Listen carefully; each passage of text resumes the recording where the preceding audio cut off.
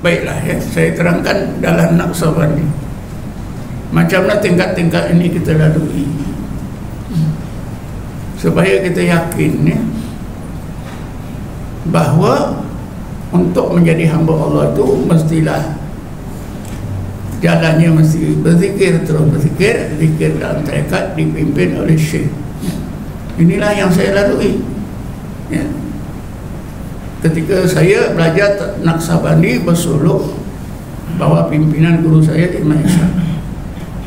Kalau saya tak lalui, saya tak boleh cerita ya. Ramai ustaz-ustaz menceritakan ni, tapi dia cerita saja. Tuan-tuan boleh tengoklah ya, terjemahan apa Kitab Hikam ada tak? Ada. Cuba tengok dia apa huraiannya sana. Kerana dia tak lalui dia terjemah secara harfi, secara literal saja, dan tak ada keterangannya. Jadi tuan-tuan, saya nak terangkan bagaimana ya, apa yang saya ceritakan tadi daripada Kitab Hikam. Satu hikmah daripada Kitab Hikam mengenai tingkat-tingkat zikir, daripada zikir apa ghaflah, zikir yaqadah, zikir hudud, zikir ghaibah. Bila sampai zikir ghaibah itu kita melalui apa yang dinamakan fana, dan Allah letakkan kita dalam keadaan baqa' billah. Sebelum saya terangkan macam mana proses ini dalam zikir Naqsabandi, saya nak terangkan dulu apa makna baqa' billah ni. Fana billah ni saya dah terangkan malam tadi, pengalaman Nabi Musa ya.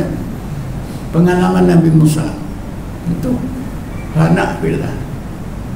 Bila Allah Ta'ala berfirman, falamma tajalla rabbul jabali ja'alahu dakka wa kharra Musa sa'iqa. Apabila Tuhannya Allah menzahirkan tanda-tanda kewujudan zatnya menerusi Bukit Tur Sina, maka Bukit Tur Sina dan kejadian sekitar semuanya hilang lenyap, tak nampak.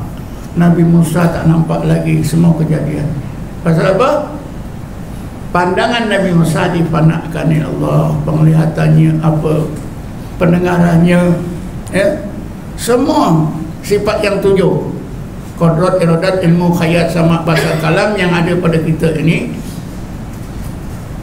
Allah singkirkan daripada kita, tak ada. Ini nama fana. Daya kekuatan Nabi Musa pun dirasa hilang, jadi lembik, jatuh, tersungkur ya, kewujudan diri pun hilang. Ini fana. Lepas itu bila dia pulih daripada fana, jadi disebut Allah falamma afaqa, maka apabila Nabi Musa itu pulih daripada fananya, penglihatannya dipulangkan oleh Allah, pendengarannya, tenaga dan kekuatannya, wujud diri semua dibalikkan oleh Allah, macam kita ni. Bila dikembalikan seperti asal, ini dah baqa'. Pengalaman ketika fana itu kekal pada diri Nabi Musa, dinamakan baqa' billah. Nabi Musa melihat, dirasa dengan basar Allah, mendengar dengan sama Allah, bercakap dengan kalam Allah, ilmu dia dengan ilmu Allah, gerak dia dengan gerak Allah, semua billah. Ini namakan baqa' billah.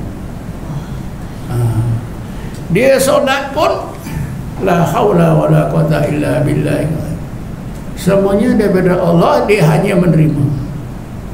Sehingga ada murid saya tanya, kalau gitu kita ni robot dah. Iyalah. Tapi robot yang ada otak. Robot itu tak ada otak. Dia perlu dikawal oleh manusia yang berotak. Betul kan? Maknanya manusia ini walaupun baqa' billah, Allah bagi akal, Allah bagi hati. Inilah yang menjadi pertimbangan ya. Bukan macam robot betul, tapi Kalau kita nak gunakan robot ni sebagai pendekatan untuk memahami, tak apa. Kalau kita nak katakan macam robot betul, tak betul lah. Robot tak ada otak, tak ada hati. Kita ada akal, ada hati. Jadi berbeza. Ya, robot tak ada agama, tak ada iman. Kita ada iman. Tentu tak boleh nak samakan 100%. Adalah ciri-ciri persamaan tu. Jadi itulah baqa' billah. Jadi sesudah kita faham fana fillah, baqa' billah. Kalau sebut fana, biasanya sebut fana fillah. Kalau baqa' billah. Di sinilah letaknya tuan-tuan. Apa dia yang kita baca? Bismillahirrahmanirrahim. Kalau orang tak pernah fana fillah, boleh sampai tak hakikat bismillah? Sampai tak? Tak sampai.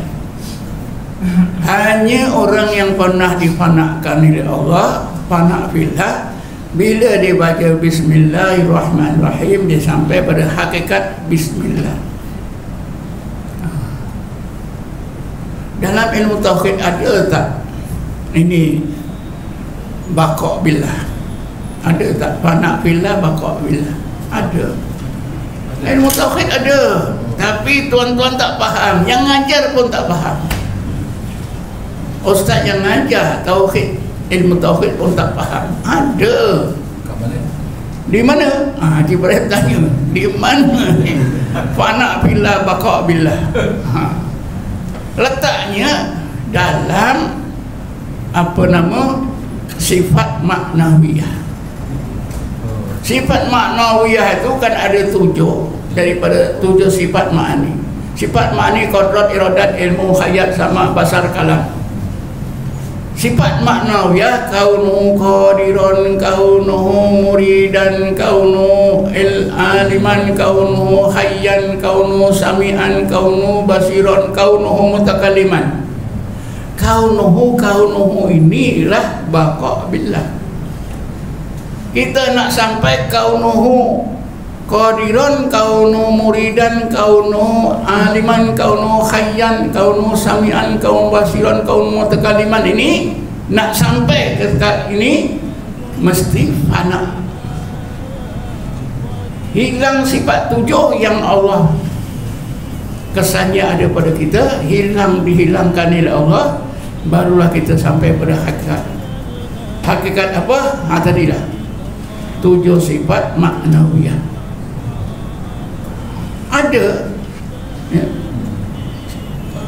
Fana dan baqa' itu ada. Kan sifat maknawiyah itu boleh dicapai tak dengan akal? Tak boleh. Hanya dengan hati melalui fikir. Bila kita difanakan oleh Allah, kemudian diletakkan dalam baqa' billah. Itu sifat maknawiyah. Imam-imam yang mencetuskan sifat ni, mereka tahu, ada pengalaman. Kalau tidak, mana mereka boleh membahagikan sifat ma'ani, sifat ma'nawiyah. Dalam Quran kan ada Bismillahirrahmanirrahim, Innallaha ala kulli syai'in qadir. Betul? Innallaha ala kulli syai'in qadir. Apa saja terlepas tak daripada qadrat Allah? Ada tak? Tak ada. Sebiji abu pun berterbangan ke mana-mana dengan qadrat iradah. Betul? Itu kan sifat maknawiyah. Cuma kita yang ingat ialah terjemahnya. Allah berkuasa atas tiap-tiap sesuatu. Itu saja. Tak rasa. Kalau kita belajar dalam Naqsabandi, insya-Allah kita rasa. Innallaha ala kulli syai'in qadir. Kita rasa ini putih billah. Bunga ni cantik, ini billah. Mana Allah ambil warna putih ni? Daunnya hijau ni warna dari mana? Innallaha ala kulli syai'in qadir. Sentiasa.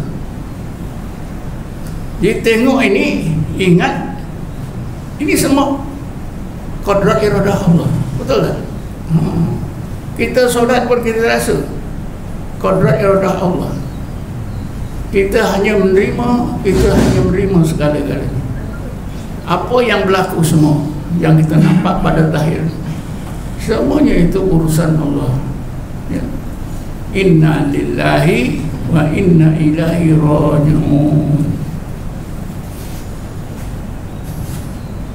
Nah, jadi sesudah saya terangkan ya apa tadi, fana billah, baqa billah, dan saya sudah terangkan hubungannya dengan ilmu tauhid. Jadi akhir sekali saya nak terangkanlah tadi macam mana ya tingkat-tingkat ini kita lalui dalam tarekat Naqsabandiyah. Jawabannya, kita akan dapat melalui tingkat-tingkat ini semua. Zikir 4 tingkat tadi, ghaflah, yaqadha, hudur, dan zikir ghaibah. Kita disampaikan oleh Allah ke tingkat ihsan, difanakan oleh Allah, kemudian dikeluarkan difana kepada baqa billah. Okay. Dalam Naqsabandi untuk mencapai ini tak cukup dengan kita bai'ah, kita bertawajuh seminggu sekali, tak cukup. Naklah ditambah dengan amalan yang sangat penting, yaitu bersolo. Dalam istilahnya solo ini, di dalam istilah tasawuf ialah uzlah dan khalwat. Uzlah dan khalwat. Kita ambil contoh dalam Quran. Umat Nabi Muhammad ada tak yang bersolo? Ha? Tak ada. Tak ada, tapi ada. Sebab perkataan solo itu tak disebut, tapi orang yang beramal ada disebut dalam Quran. Cuba dengar ni. Bismillahirrahmanirrahim. Inna fi khalqis samawati wal ard wa ikhtilafil laili wan nahar la ayatin li ulil albab alladzina yadhkuruna Allaha qiyaman wa qu'udan wa ala junubihim wa yatafakkaruna fi khalqis samawati wal ard Rabbana ma khalaqta hadza batila subhanaka faqina adzabannar.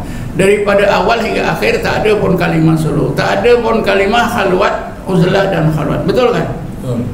Tetapi cerita yang Allah ceritakan berkenaan ulul albab daripada awal hingga akhir, awal ayat 190, akhir ayat 191, semua cerita ini menggambarkan bahawa golongan ulul albab ini ya, yang dibukakan berbagai hijab hati, berbagai hijab roh oleh Allah ya, sehingga pandang hati, pandang roh mereka ni nampak tanda-tanda kewujudan Allah, kebesaran Allah, keagungan Allah, kesemuan Allah yang tersirat dalam semua kejadian disebabkan mereka terus menerus berzikir dan tafakur.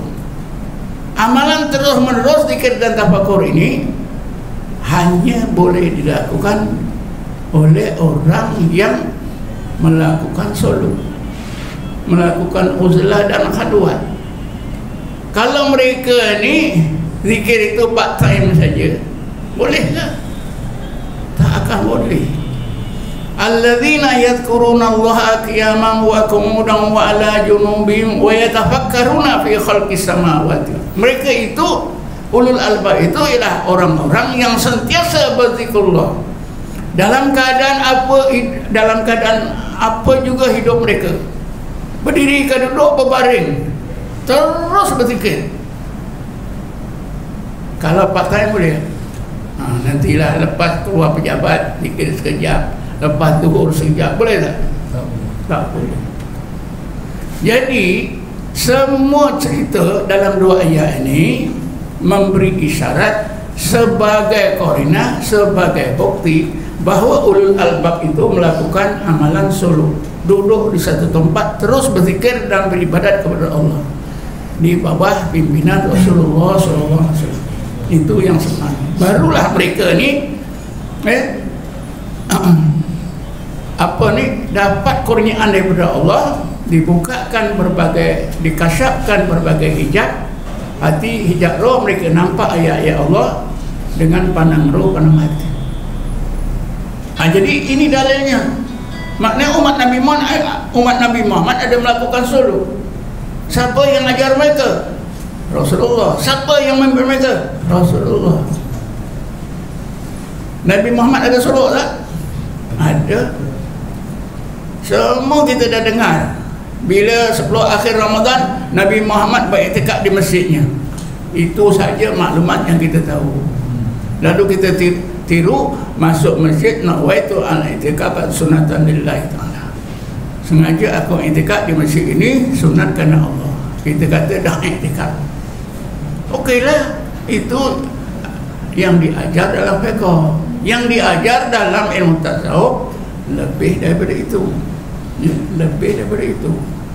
Nabi Muhammad i'tikaf 10 hari di akhir bulan Ramadan. Itulah suluk Nabi. Kenapa? Karena Nabi ketika i'tikaf 10 hari di bulan Ramadan itu bukan Nabi lepak penjuru sana, dah penat lepak di penjuru sini, dah penat baring-baring sini, penat sikit rasa nak minum balik ke rumah ambil air. Bukan macam tu. Rumah Nabi sebelah. Apa yang Nabi buat? Nabi duduk dalam khibaknya, bukan baring. Khibak itu satu kemah kecil dibuat daripada kulit binatang yang cukup Nabi duduk seorang. Jadi kalau waktu malam Nabi tidur dengan duduk. Khibak itu bukan macam kelambu. Kalau macam kelambu panjang itu Nabi tidur. Sebab itu ada sesi Solo ini buat kelambu 4 segi, 3 kaki macam ni dah besar ni. Kalau tidur juga terpaksalah tidur macam bayi dalam kandungan ibu, mengetul. Itu dah tak tahan dah. Apa boleh buat? Bantal tak boleh. Bantal tak boleh bawa. Sekarang orang suruh bantal boleh bawa, tilam ekon lagi. Ada macam tu, macam mana? Kalau kita kata jangan bawa tilam, dia kata Allah, itu kan masa dulu tilam susah. Sekarang tilam RM50 pun boleh dapat. Ya, lipat-lipat.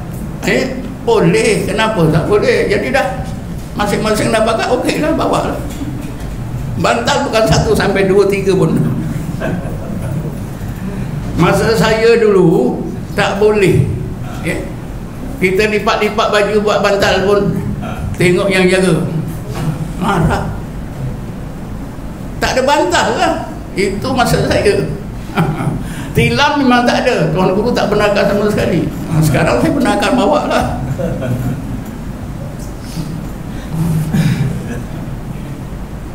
Jadi gitu tuan-tuan.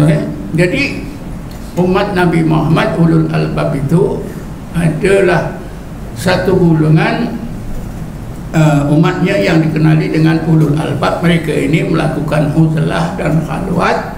Buktinya karena mereka ini boleh beramal dengan zikir terus menerus sampai terbuka, sampai Allah bukakan hijab hati. Ini kalau zikir 1 jam saya tak jadi. Masa saya bersolok dulu, ya, termasuklah saya, susahnya nak solok tu. Kita jumpa tuan guru repot lah, ya, macam mana natijah zikir kita tak lulus. Jadi kita ambil maklumat lah. Ni apa ni, orang-orang jaga ni, khalifah-khalifah tu, macam mana dulu Pak Cik solok ni boleh lepas ni satu tingkat. Apa dia cakap? Ustaz ambil wudu, ya, sempurnakan wudu, lepas itu niat dengan satu wudu itu aku nak zikir 3-4 jam. Aku tak keluar dengan satu kaifiat. Jadi saya cubalah ambil wudu betul, dah hapus sekali, duduklah, ini nak zikir 3-4 jam. Buatlah, baru betul tuan-tuan. Jadi kalau zikir setengah jam berhenti, keluar, bawa lagi kafiat, zikir tak jadi. 3-4 jam. Bila lepas itu kita ada pengalaman zikir, bagi kita report pada tuan guru, Ustaz, pindahlah kepada zikir ini. Baru tahu rupanya begitu. Itu sungguh-sungguh tu. Sampai apa tuan-tuan? Sini pecah. Sini pecah ni. Pasal apa?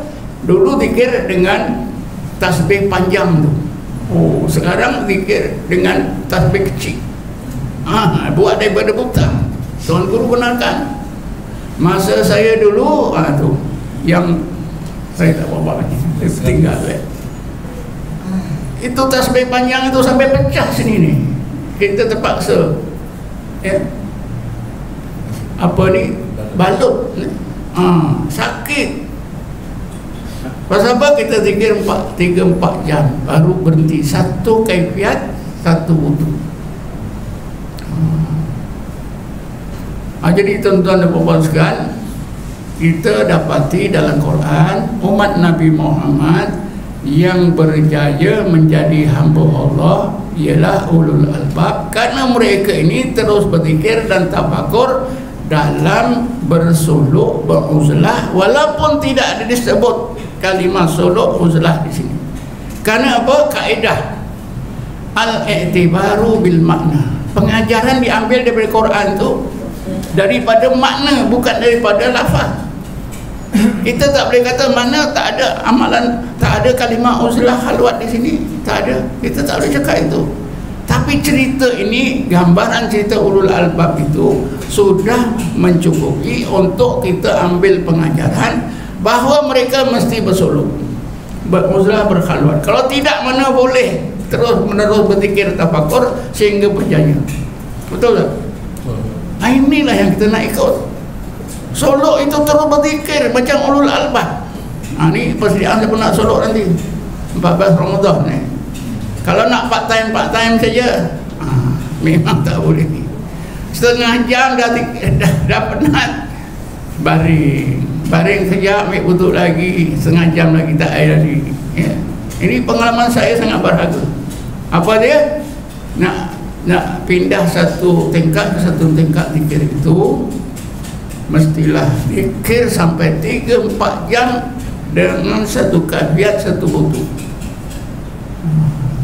Kalau tidak, tak jadi. Tanyalah murid-murid saya, ada tak mereka ni zikir 3-4 jam. Karena itu, bila masing-masing tak terdaya untuk zikir 3-4 jam dalam kelambu, dikerah duduk masing-masing berzikir dekat dewan solat.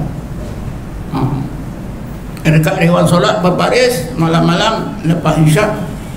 Ketika itulah zikir itu pun 2 jam dan diberitahu siapa yang dah penat tidur. Nak tunggu sampai 3-4 jam, tak tahulah. Asalnya ramai, mungkin 456 orang, 4 atau 60 orang. Nanti 1 jam seorang 2 masuk kelambu, seorang 2 masuk kelambu. Yang kekal itu sikit. Itu cara berjemaah ni jadi kuat. Takkanlah kita berzikir di dewan tu, kan ada tu kesan daripada jamaah, ya. Kalau biasanya dia hanya boleh tahan 1 jam, insya-Allah kalau berjemaah ni 2 jam, okey, tak ada apa.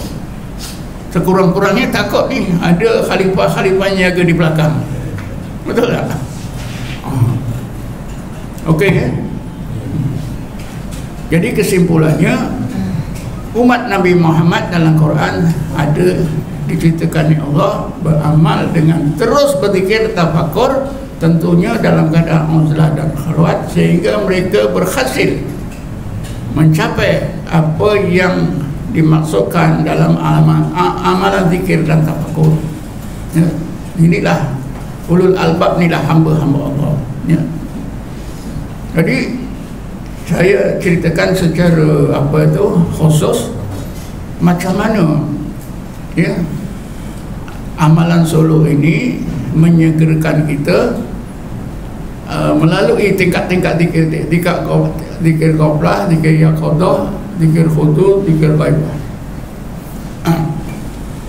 Kan begini, siapa yang dapat kita ketika solok itulah kita disuruh berzikir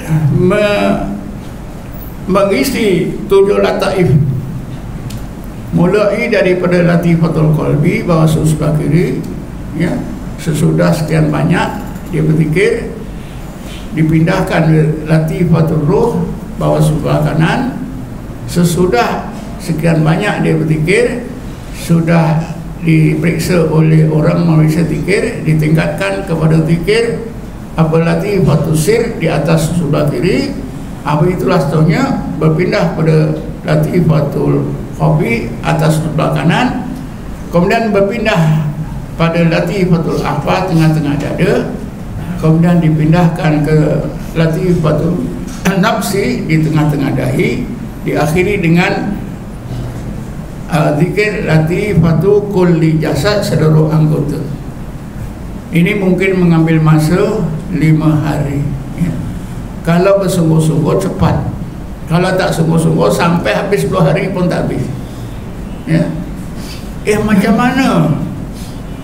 Macam mana orang yang memeriksa ni tahu sampai ke tidak? Ada kaedahnya menerusi pengalaman, ya. Kan ditanya zikir dah banyak, sudah. Kalau ditanya lagi berapa banyak, kalau budak-budak ya umur 10 tahun 10 juta. Kalau orang tua dia cakap betul, 40,000. Kalau budak-budak memanglah dia fikir kalau sebut 10 juta cepat pindah, ya. Tapi dia tak tahu, yang meriksa ni tahu dia ni bohong. Memang betul kalau budak-budak dia bohong lah. Dia jawab itu bukan tengok kita, dia tengok balai 10 juta. Tapi kita orang tua dia tak sebut macam itu, dia sebut tapi ada juga yang berzikir ni kalau dia bilang mengganggu, kita benarkan jangan bilang, tengok masa. Makcik zikir mulai jam 9 sampai 12, 3 jam, insya-Allah itu dah ratus ribu lah, ya. Jadi report pada saya, pada wakil saya, makcik dah banyak zikir. Saya tak bilang, tapi saya guna masa. Berapa lama? Saya zikir mulai jam 9 pagi tadi sampai jam 12. Alhamdulillah. Macam mana ingatan makcik pada Allah? Oh, lebih baik. Dia cakap lebih baik daripada sebelumnya. Itu kan tanda ada kemajuan. Jadi orang ni kata yang meriksa tadi, makcik pindahlah daripada latifatul qalbi kepada latifatul ruh. Bukan makna yang meriksa ni tahu, tuan-tuan. Ada tuduhan Syekh Naqsabandi ni mendakwa dia tahu zikir murid-muridnya. Siapa bercakap itu? Itu fitnah. Tak ada siapa tahu. Dipindahkan itu karena ada tanda-tanda, ya. Betul tak? Berpandu pada tanda itu. Tak ada karut-karut sebenarnya, tuan-tuan. Tak ada kasar-kasar ni, tak ada. Tuan guru bukan gunakan kasar, tak ada. Ada juga saya dah zikir daripada pukul 9 sampai nak bang tadi. Saya kira-kira yang jaga ni kira-kira ada 3,5 jam. Lalu ditanya macam mana kesan zikir pada makcik, ingatan makcik. Susahlah, makcik masih ingat rumah, masih ingat anak. Itu kan tanda menunjukkan dia belum layak nak dipindah. Betul tak? Senang saja. Oh, kalau sebaliknya makcik rasa seronok pula berzikir walaupun lama tak terasa, itu bolehlah jadikan paduan. Betul tak? Dia zikir 3,5 jam, dia seronok. Tak penat ke berzikir? Tak ada. Malahan lutut saya, kaki saya yang sakit pun hilang, badan lengur-lengur saya pun hilang. Itu bolehlah nak jadikan panduan, pindahkan. Tak ada tuan guru saya, dia tak guna. Dengan kasar ni tak ada. Tanda tu saja. Dia begini ya, tuan-tuan ya. Ya, orang yang jaga ni dia ada panduan.